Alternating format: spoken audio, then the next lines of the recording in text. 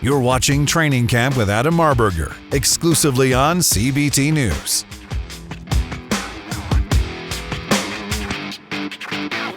Welcome to Training Camp exclusively on CBT News. I'm your host, Adam Marburger. I'm a black belt in Brazilian Jiu-Jitsu. I'm a black belt in F&I, and this show's designed to help automotive professionals enhance their operations and ultimately achieve the rank of black belt in F&I. Today, I've got a really special guest. I've got a gentleman that knows how to run massive dealer groups. This guy right here is a savant in automotive. Eric Barbosa with the Cavender Automotive Group. How you doing, Eric? Doing great. Hopefully you're doing the same, Adam, like always. I like that black belt. You like it? Hey, Yeah, I got my black belt in March. I think I wore it even out to dinner till about August. Last week I took it off. I still wear it out, so I probably will for the rest of the year. I love that. Let's get right into this. So first of all, thanks for taking the time to sit with me today. You know, I followed your journey from your previous dealer group to this dealer group. I mean, you're doing quite a bit. So if you would tell us a little bit about you and what you're doing for the Cavender organization now. Okay, well, currently I am the VP of Variable Operations for the Cavender Auto Group, which is a fourth generation family-owned group that's been in San Antonio for 85 plus years. Amazing family. Our CEO is Rob Cavender, our CPO is Lee Cavender, and we have other VPs, Allie, Dale, for service and parts. And right now we're just trying to, build an empire and get some structure in and expand on our footprint. Yep. I love what's new with the group. Any new developments? What's shaking? I see stuff. You guys, I will say this. You do really well on social. You guys really put your story out there. I love seeing it. What are some new developments and things happening right now in the organization? I think our biggest thing right now, we just opened, I think, the biggest Ford, dealership in Texas. We're going to use South Texas right now because it's not official, but we just opened it yesterday. Amazing facility, 63 bays, service bays, showroom's huge. So if you do follow us on Facebook right now, pushing heavy, just the facility, the ability to impact that market with Ford. We had a smaller store before that, and now we just, relocated them to this Taj Mahal in automotive, which is just amazing. From inside and out, parts, service, mobile, commercial, the whole thing. So that's number one. Number two is moving all of us into that facility on the executive team and our marketing team, which you just spoke of, that obviously is very hyper into, social media content. And that's a team of 5 individuals that's just absolutely crush it for us. Yeah, and it is a Taj Mahal. I saw some pictures online. My goodness. Yes. So,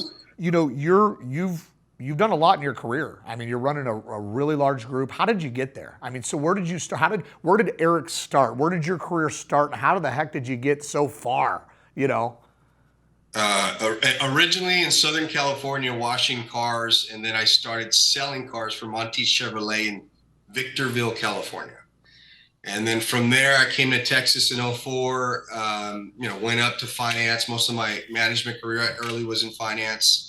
I think maybe I was 21 when I got into finance in California, and then did it in Midland, Odessa, Texas. Okay. And then from there, made it to Houston, GSM, and got under really, really good mentorship and training with Rick Ford, Chuck Kramer, the Randall Reed Group. Later followed Rick Ford to RFJ and became, my first shot at being a GM, which was interesting. Instead of just one store, they decided to give me 3, which wasn't the best thing to do. But a good lesson learned. And then from there, I became a managing partner at Henson Brand, which was Henson, Dodge, Ford, and Chevy in Madisonville, Texas. Great opportunity. Great people there with Mr. and Mrs. Henson and the Foundation Automotive Group. And then I met Rob Cavender and this family back March of 23 and decided that it was time to do something different, and been here since and really enjoying this new group. Yeah. Now let me ask you this. What is your favorite position you ever held? Like, what was the position you held that you had the most fun and you enjoyed the most so far in your career? I'm just curious. Honestly, all of them are something different. I mean, I loved buying cars. I loved finance. Finance was always great because I wasn't an in the box finance manager. I was always up front, which was, just great to be impactful from beginning to end, the real way, the way we should be doing it. Marketing, that's a passion. I've been doing that for a very long time. I think right now, though, my favorite part today is the development of other managers. So that and other leaders. I think I'm enjoying that right now with the group. And, we don't have any GMs in the group. We're training our GMs internally. That's a big deal. You said something that pulled a heartstring. And you said when you were at F&I, you did it the right way by not being in your office, up at the desk. I see an epidemic in the industry. I mean, there are a lot of groups that do it right, but there's still kind of a division between F&I and the sales desk. And I think that's absolutely counterproductive to the customer buying experience, but profitability. Could you elaborate a little bit more on that? The importance of your F&I department rowing in the same direction with your desk. Well, I think it's crucial. And being in finance, I could, being on both sides, I just never liked the guy sitting in the position, guy and gal sitting in the office, not getting up front with the sales managers. And when I was a finance manager, I thought it was important because I knew what it was like as a salesperson waiting, cash deals, not having everything in order, that I'd get ahead of it. And I think when my first real finance, I was contracting 100 deals and I got in front of every customer. It was quick and painless. I learned how I wanted not only the customer to process that, like the speed, but also how the salespeople's experience was with that process of it not being, sales managers against finance, because that's always a thing, that it was cohesive. And honestly, after learning that experience as my first GM position, I tried to, devise pay plans where both sides got paid on the same thing, opposed to having pay plans for finance and pay plans for sales managers, having them both work on the same deal based on PVRs and pens. So, yeah, I'm a big proponent to finance being up front. I think it's a big deal, and they should be out there. Yep. Yeah. And here, let's get right into training and development. I see you guys online. I see a lot of training sessions. You guys are in classroom settings a lot.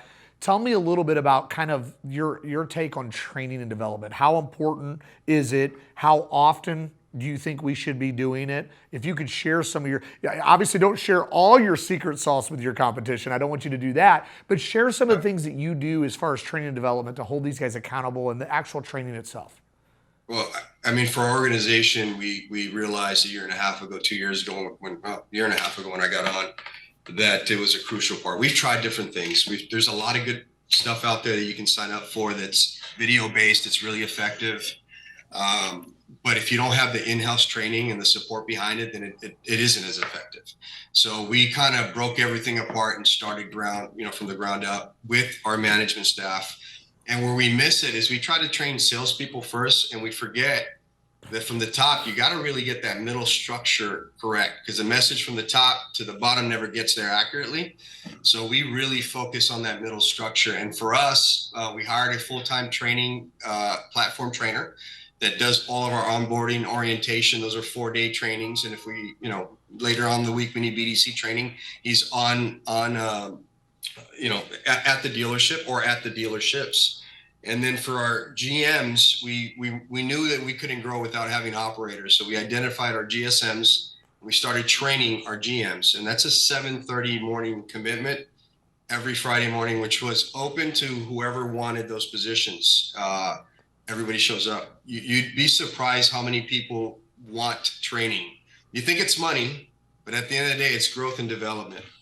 That turned into having 4 out of the 8 go to NCM. Now they're in GM status phase 2. And the other, ladies and gents that are training are going from the desk position or sales managers positions or finance manager to director roles or GSM roles. And we do those on Fridays at 7:30 morning. We have a full room for that too. So it's part of our culture. You have to, I think often is important. You don't have to do 3 hours, 2 hours, but often, some sort of cadence of training from top to bottom and then bottom to top is important.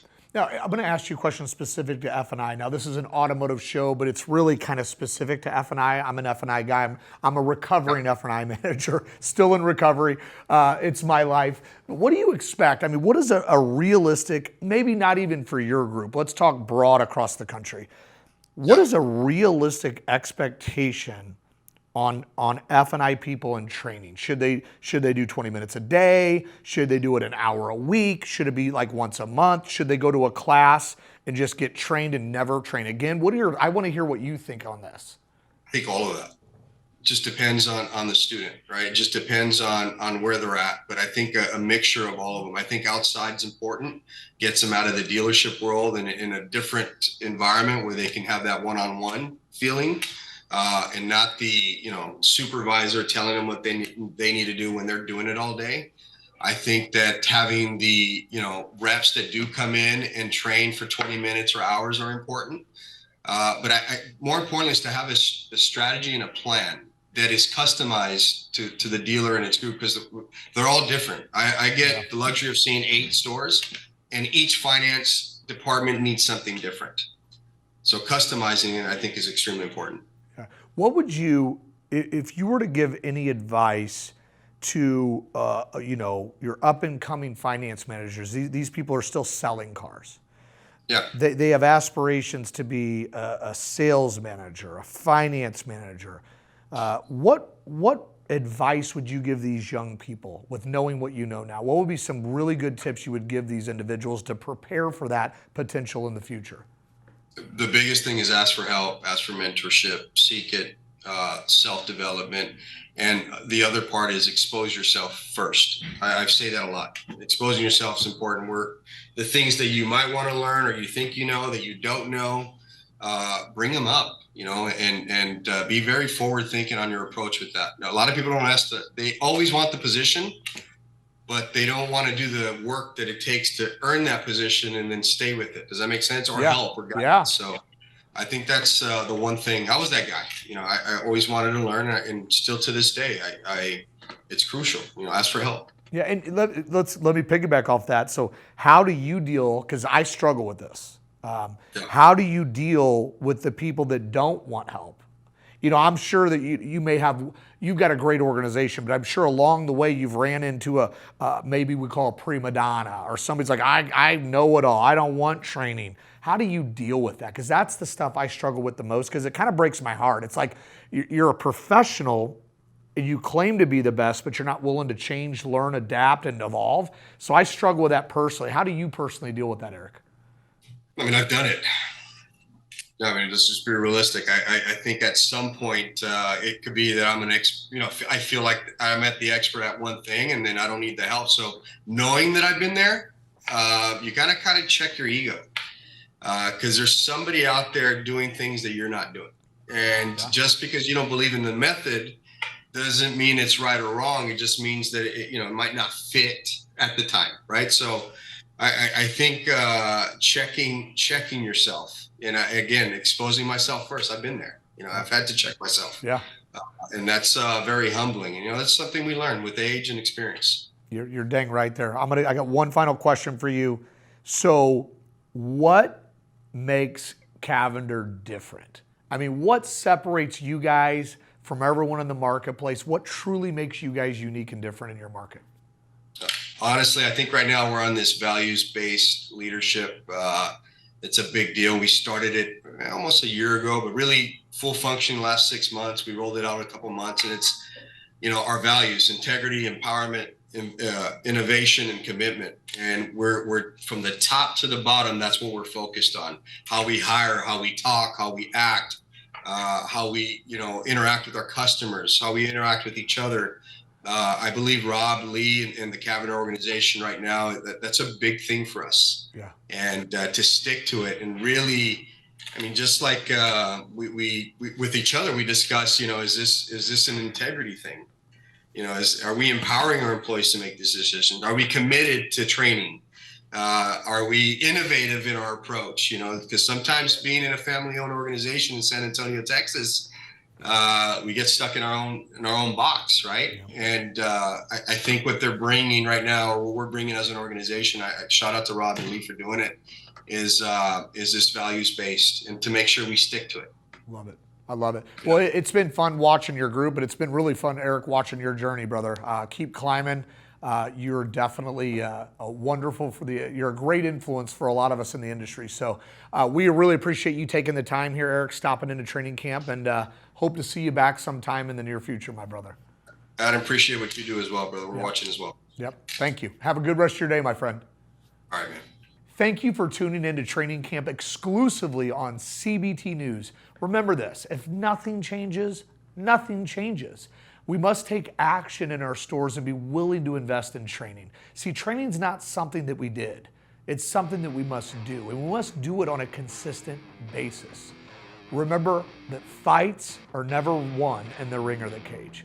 They're won in training camp. See you soon.